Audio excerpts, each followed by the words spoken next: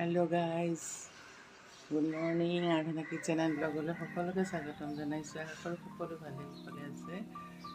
আজি হ'ল মানুহৰ বিহু আৰু এতিয়া মই অকণমান হালধি আৰু মাহ হালধিৰে অকণমান মুখখন ধুম। আপোনালোকলৈ সকলোকে মোৰ ফালৰ পৰা ৰঙালী বিহুৰ আন্তৰিক শুভেচ্ছা আৰু আশীৰ্বাদ পঠালোঁ।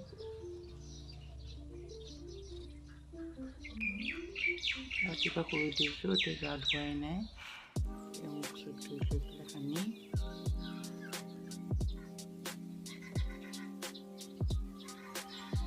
আমাৰ আজি